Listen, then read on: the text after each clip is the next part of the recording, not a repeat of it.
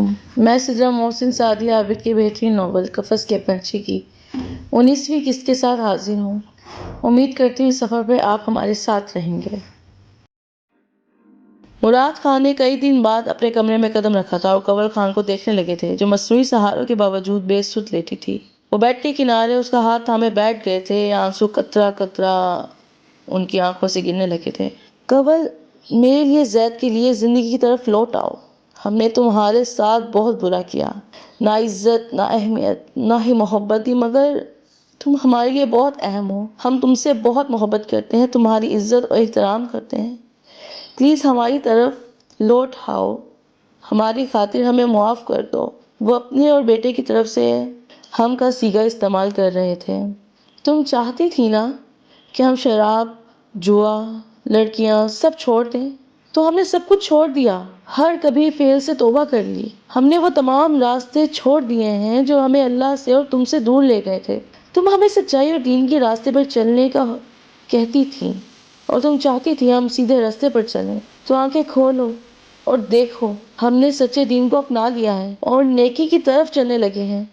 وہ دل گرفتگی سے اس کا ہاتھ تھامے بول رہے تھے، میں ایک عمر سے بے سکون تھا، دین کو اپنا کر سکون پا لیا ہے، اور جو معمولی سی کمی رہ گئی ہے وہ تم پوری کر سکتی ہو، ہمیں معاف کر کے ہمیں راحت دے سکتی ہو۔ میں آج ایک اعتراف کرنا چاہتا ہوں، اپنی خوش نصیبی کا اعتراف، کہ اللہ نے کنول خان کو میری قسمت میں لکھا اور مجھے خوش نصیب بنا دیا، کہ اچھی با کردار با سیرت بیوی خدا کی طرف سے انمول عطیہ ہوتی ہے، اور میں نے اس انمول عطیے کی قدر نہ کی، خوش نصیبی کے باوجود بدبختی کو گلے لگا لیا۔ مجھے معاف کر دو، میں اچھا نہیں ہوں اور نہ ہی کبھی تمہارے لیے اچھا ثابت ہوا۔ میں تم پر تمہارے ساتھ وجہ طور پر فخر کر سکتا ہوں، مگر مجھ میں، میرے عمل اور کردار میں کچھ ایسا نہیں ہے کہ تم مجھ پر فخر کر سکو۔ وہ اب کنول خان کو دیکھ رہے تھے۔ لیکن میں، جو چند سانسیں بچی ہیں، انہیں تمہارے لیے قابل فخر بنا دینا چاہتا ہوں۔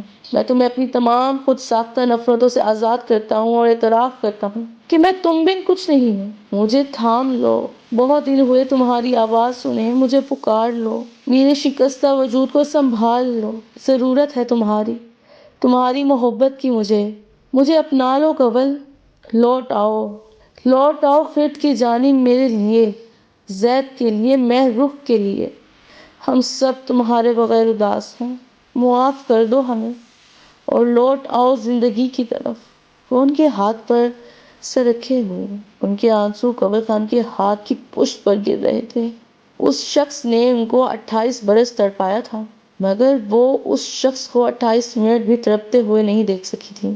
ان کا کپ کپاتا ہوا بایاں ہاتھ مراد خان کے شانے پر آ رکا تھا۔ انہوں نے لمحے کے 10ویں حصے میں آنکھیں کھولی تھی اور مراد خان بیوی کو دیکھنے لگے تھے، جس کی لبوں سے ان کا نام ٹوٹ ٹوٹ کر نکلا تھا۔ قفس میں رہتے رہتے ہو گئی صیاد سے الفت، میں خود ہی نوچ لیتا ہوں میرے جب پر نکلتے۔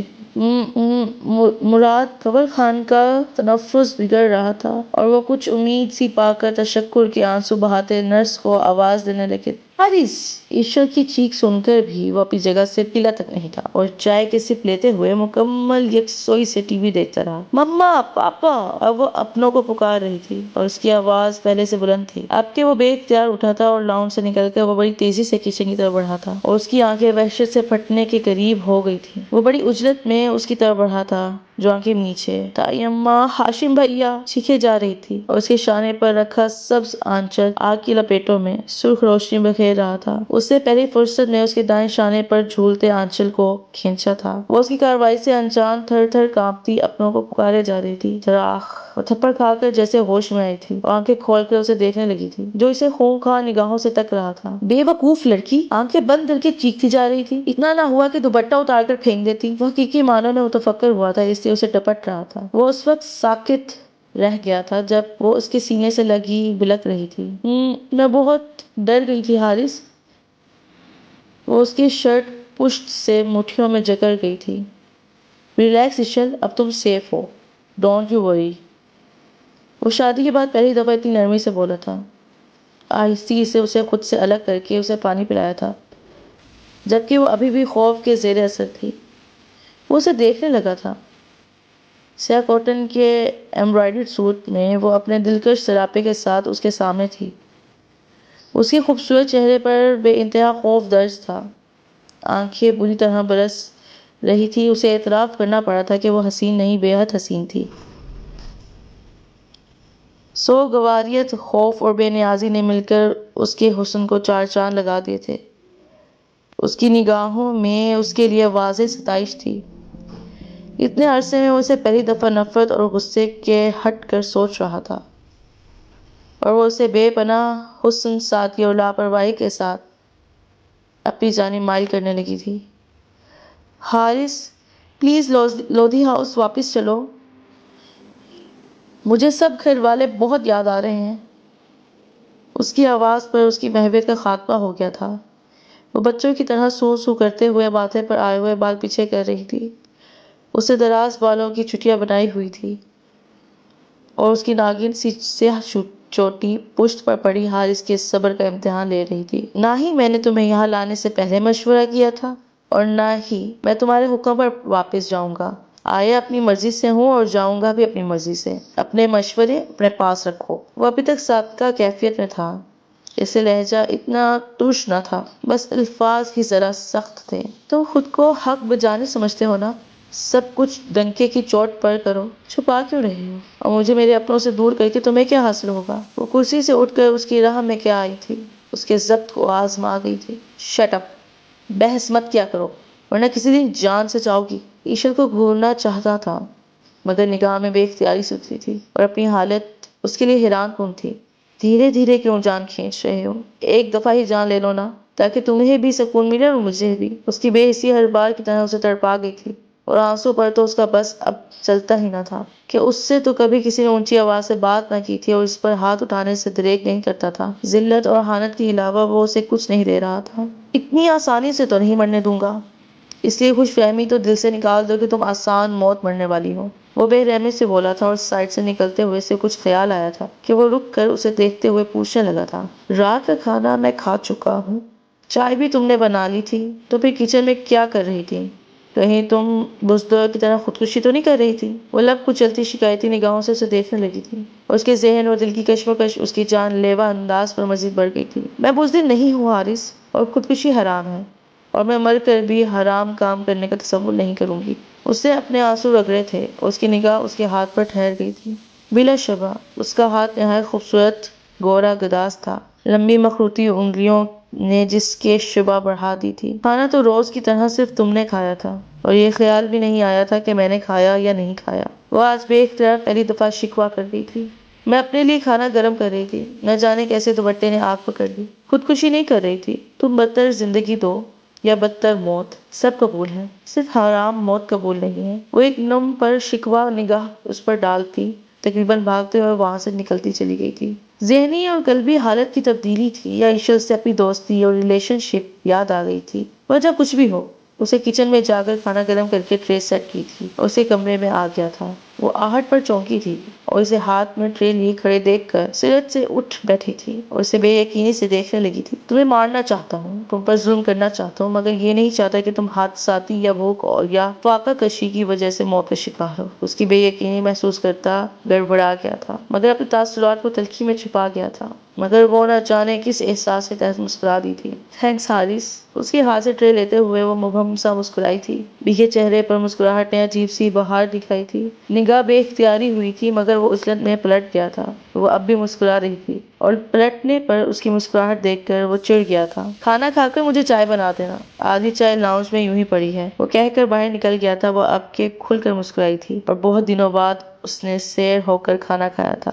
چائے بناتے ہوئے بھی مسکراہٹ اس کے لبوں پر چپکی ہوئی تھی۔ یس کم ان، اسے دستک دی تھی، اور اجازت پاتے ہی اندر داخل ہوئی تھی، اور اسے دیکھ نظریں چرا گئی تھی، کیونکہ وہ ٹراؤزر پہنے ہوئے تھا اور بنیان پہن کر اس کے ہاتھ سے چائے لی تھی۔ یہ ایک بنیان اور ٹراؤزر پورے 15 منٹ کی تلاش کے بعد ملے ہیں۔ کپڑے دھونے کا نہیں کہا تو تمہیں خیال بھی نہیں آیا؟ خون بھر کر بولا تھا، اور وہ الماری کے سارے کپڑے نیچے دیکھ کر ان کو سیٹ کرنے کے بارے میں سوچ رہی تھی۔ چونکی اور اسے نظر اٹھا کر دیکھا۔ اس کے خوبصورت چہرے کے نقوش کرے تنے ہوئے تھے، اس کی آنکھوں میں امید بھرا سر پر اثر لہجہ آجمان سا تھا۔ حارث، ہم یہاں زیادہ دن تو رہیں گے نہیں، کپڑے اتنے تو ہے کہ تمہیں پرابلم نہ ہو، واپس جائیں گے تو میں نورا سے دھلوا لوں گی، وہ رسانیت سے بولی تھی۔ اس کی نگاہ نیچے کارپیٹ سے پھولوں پر جمی تھی کہ اسے حارث سے لاج آ رہی تھی۔ بنیان میں اس کا کثرتی جسم بڑا ہی نمایاں اور دلکشی لیے ہوئے تھا۔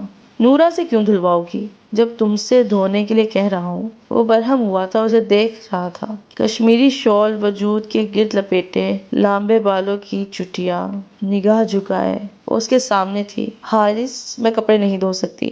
وہ پہلی دفعہ اپنے انداز میں انکار کر گئی تھی اور اس کا غصہ اونت کر آیا تھا۔ کپڑے تو تم ہی دھو گی اور آج اسی وقت ہوگی۔ وہ چیلنجنگ انداز میں اسے دیکھتا گھونٹ بھرنے لگا تھا۔ میں نہیں دھوؤں گی، تم جانتے ہو یہ کام نہ مجھے پسند ہے نہ میں نے کبھی کیا۔ کھانے کی حد تک تو ٹھیک تھا اور ماسی نہ ہونے کی وجہ سے میں نے صفائی بھی کر لی، مگر یہ کام میں نہیں کرنے والی۔ I hate this۔ وہ اسے انکار کرتی اشل ابراہیم لگی تھی، جو صرف اپنی مرضی اور پسند کے مطابق کام کرتی تھی۔ تمہیں کام نہیں پسند اور مجھے تم نہیں پسند، اور بیوی تو میں تمہیں سمجھ نہیں پا رہا۔ اچھا کیا تم نے خود ہی اپنی حیثیت کا تعین کر لیا۔ میں یہاں تمہیں ماسی ہی بنا کر لایا ہوں تاکہ مجھے کسی چیز کا مسئلہ نہ ہو۔ وہ پلٹ کر جاتی اشل کا بازو تھامے رونیت سے کہتا، اس کی عزت اور ذات پر خدشے اڑا گیا تھا۔ اس کی جھیل سی آنکھیں سرخ پڑتی بہنے لگی تھی۔ اور جب تم میری پسند کے مطابق کام نہیں کرو گی تو مجھے اس جاب کے لیے کسی اور کو اسائن کرنا پڑے گا۔ اس کی بے بسی اسے عجیب ہی راحت دیتی تھی۔ ہاں، تم کسی دوسری کو ہی اسائن کر لو، میں یہ تمام کام ہرگز نہیں کروں گی۔ وہ بازو چھڑاتی چیختے لہجے میں ہی بولی تھی۔ ہاں، ایک پل کے لیے بھی ٹھہروں گی، وہ فیصلہ کن لہجے میں بولی تھی اور اس کے روکنے پر بھی کمرے سے نکلی تھی۔ وہ غصے سے کھولتا اس کے پیچھے بڑھ رہا تھا، جبکہ وہ تقریباً بھاگتے ہوئے بیرونی گیٹ کی طرف بڑھ رہی تھی۔ اس نے ایشر کو لابی میں جا لیا تھا۔ کیا تماشا ہے یہ؟ کہاں جا رہی ہو؟ وہ اس کے سامنے کھڑا اسے تیکھے چتونوں سے گھورتا استفسار کر رہا تھا۔ لودھی ہاؤس، اپنی مما پاپا کے پاس، وہ بھڑک کر بولی تھی۔ شٹ اپ، یہ نخرے اور ایٹیچیوڈ کسی اور کو دکھانا، سمجھی؟ غصے سے کھولتے ہوئے بولا تھا اور بازو سے پکڑ کر اندر کی طرف دھکیلا تھا۔ میں تمہیں نخرے دکھاؤں گی حارث لودھی؟ کس حق، کس رشتے سے؟ جب تم مجھے اپنی بیوی مانتے ہی نہیں ہو تو میں کیوں تنہائی میں تمہارے ساتھ رہوں؟ ایشل ابراہیم لودھی اتنی عرضہ نہیں ہے کہ عزت نفس اور پندار گروی رکھ کر تمہیں چاکری کرتی رہے۔ میں تمہاری بات اس لیے سنتی مانتی رہی کہ تم سے نکاح ہوا تھا، شوہر ہو تم میرے، اور تم مجھے بیوی نہیں سمجھتے، پھر کیا سمجھتے ہو مجھے حارث لودھی؟ کوئی بکاؤ مال، ایک ماسی جو تمہاری چاکری کرے؟ میں ایشل ابراہیم لودھی نہ ہوتی حارث، ایک غریب ماسی بھی ہوتی تو بھی تمہاری نوکری کو لات مار کر چلی جاتی، یوں ایک اکیلے مرد کے ساتھ تنہا نہ رہ رہی ہوتی۔ اور تم مجھے بیوی نہیں سمجھتے، مجھے تمہاری یہ چاکری قبول نہیں کہ ایشل ابراہیم شوہر کا دل تو بہلا سکتی ہے، اس کا ظلم برداشت کر سکتی ہے، اپنے مالک کا دل بہلاتی اس کی چاکری نہیں کر سکتی۔ اس کو بولنے کا موقع دیے بغیر روتے ہوئے بول رہی تھی۔ اس کا روم روم اہانت اور تذلیل کے احساس سے سلگ رہا تھا۔ وہ آنکھیں کھولے، شعلہ جوالا بنی ایشل کو دیکھ رہا۔ اس جاب پر مجھے رکھنے سے پہلے میری مرضی پوچھی ہوتی نا تو اتنے دنوں اور گھنٹے خود کو ارزانہ کرتی۔ وہ لگتے ہوئے دروازے کیا بڑی تھی۔ تمہیں میرا بننے، میری بیوی بننے کا زیادہ ہی شوق نہیں چڑھا؟ وہ غصے میں ہمیشہ کی طرح بدلحاظی کی بلندیوں کو چھونے لگا۔ زبان سنبھال کر بات کرو حارث لودھی، نکاح ہوا ہے ہمارا۔ وہ اس حال میں اس کی طرح بڑی تھی اور اسے تھپڑ دے مارا تھا، اور وہ یوں متحیر ہوا تھا کہ کوئی رتبے پر ظاہر نہیں کر سکی۔ میں نے تم سے کبھی اپنے لیے بھیک تو کیا، اپنے جائز شرعی حق کے لیے بھی مطالبہ نہیں کیا۔ میرے جذبے اتنے سطحی اور گھٹیا نہیں تھے حارث جتنا تم نے انہیں میرے لیے گالی بنا دیا ہے۔ میں نے تمہیں حاصل کرنا نہیں چاہا تھا، تم سے محبت ضرور کی تھی، مگر محبت کی طلب نہیں کی۔ شادی ہوئی ہے ہماری، تم محبت نہیں تو کم از کم عزت تو دے ہی سکتے ہو، لیکن تم مجھے کیا سمجھ رہے ہو؟ اور حق رکھتے ہوئے میں نے کب تمہاری جانب پیشرفت کی؟ یہ ناز اور انداز سے تمہیں لبھانے کی کوشش کی؟ میں نے تو ایسا کچھ نہیں کیا۔ کہ مجھے تمہاری توجہ کی بھیک نہیں چاہیے، صرف عزت چاہیے تھی، نہ مان وقار عزت نفس بچانے کو ہی تو اس رات اور اس سے آگے کے لمحات میں کسی سے ذکر نہیں کیا۔ تو تم کہتے ہو مجھے بیوی بننے کا شوق ہے، تو تم مجھے بیوی نہیں سمجھتے، پھر کیا سمجھتے ہو؟ ایک بازاری عورت۔ وہ اس کے سینے سے بنیان ہاتھوں پہ دبوچے بلک رہی، تڑپ رہی تھی، اسے جھنجھوڑ رہی تھی۔ اس کے لفظ لفظ کا کرب اسے محسوس کیا تھا، تبھی تو تھپڑ کھا کر شرمندگی سے دھڑا اس کی لان کان سن رہا تھا، مگر اس کے آخری الفاظ پر اس کی ہمت جواب دے گئی تھی۔ اس کے ہاتھ پہ دردی سے جھٹک کر اس کے نم رخسار پر اپنے بھاری ہاتھ میں تمانچہ دے مارا۔ وہ لڑکھڑا کر فرش پر گری تھی۔ مسٹر مراد، آپ کی مسز مکمل صحت یاب ہونے میں وقت لگے گا۔ ڈاکٹر افضل ہر روز باقاعدگی سے کنور خان کے چیک اپ کے لیے آ رہے تھے۔ وہ بہت جلدی صحت یابی کے منازل طے کر رہی تھی۔ کوئی گھبرانے والی بات تو نہیں ہے؟ بالکل بھی نہیں، بالکل بھی نہیں مسز زاہد، آپ کی موم بالکل ٹھیک ہے، اور جو کمی بیشی رہ گئی ہے وہ ٹریٹمنٹ اور آپ لوگوں کی توجہ سے دور ہو جائے گی۔ بس مطمئن ہو گئے تھے۔ نیرو بیٹا، آپ اپنی آنی کا خیال رکھنا، میں جا کر آتا ہوں۔ وہ نرمی سے بولتے کمرے سے نکل گئی۔ دل اور زید بہت بدل گئے ہیں آنی، ان کی آنکھوں میں ہلکی سی حیرت دیکھ کر مسکرا کر بولی تھی، آپ کی نیکی آپ کا صبر آئے گا نہیں کیا آنی؟ آپ کی زندگی ساری مشکلات اللہ نے اپنی رحمت سے ختم کر دی ہیں۔ کنور خان نیند دراز تھی، وہ ان کے سامنے بیٹھ کے نہایت علیم لہجے میں بول رہی تھی۔ وہ مسکرا دی تھی، اللہ کا شکر ہے کہ مراد اور زاہد ساتھ مستقیم پر چلنے لگے ہیں۔ اللہ نے دونوں کو مزید بھٹکنے سے بچا کر رحمت کے سائے میں لے لیا ہے۔ ان کا نحیف لہجہ بھیگا ہوا تھا، آنکھوں میں تشکر جان سے جگمگا ہوا تھا۔ وہ دھیمی سی چال چلتا ماں کے پہلے پاؤں کے نزدیک گھٹنے پر ہاتھ رکھ کر بیٹھ گیا۔ موم، آپ مجھ سے اپنی ناراضی دور کر لیجیے، مجھے میری ہر خطا بدتمیزی سے نافرمانی کے لیے معاف کر دیجیے۔ اس کی آواز گھرائی ہوئی تھی، وہ کے پیارے روح کو کسی سے دیکھنے لگی۔ اسے مسکرا کر ماں کو دیکھا اور وہ پیر سمیٹتی بیٹھ گئی تھی۔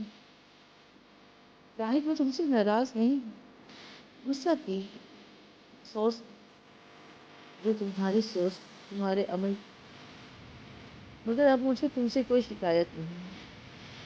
میں برائی کی زندگی چھوڑ دی ہے، جب اللہ نے تمہیں معاف کر دیا ہے تو میں تمہیں معاف نہ کرنے والی کون ہوتی؟ معاف کر دیا میں نے تمہیں اور مراد کو، میں آپ دونوں سے ہی ناراض ہوں۔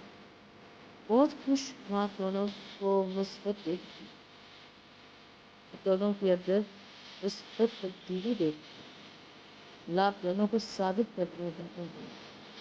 اگر خان کا وہی نرم چینی لہجہ تھا، وہ بیٹے کے ہاتھ کو خاطرداری سے چھوڑ گئی۔ موم، ہم نے آپ کو اتنے سال پریشان کیا، دکھ دیے، اور آپ نے ہمیں اتنی آسانی سے معاف کر دیا، ایک شکوہ تک لبوں پر نہ رہے۔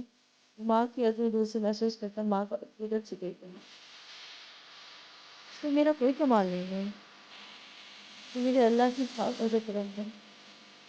میں نے زندگی کی تمام کٹھنائی اللہ کی رضا جان کر صبر اور فکر سے گزاری، تو اللہ نے اپنا کرم کر دیا۔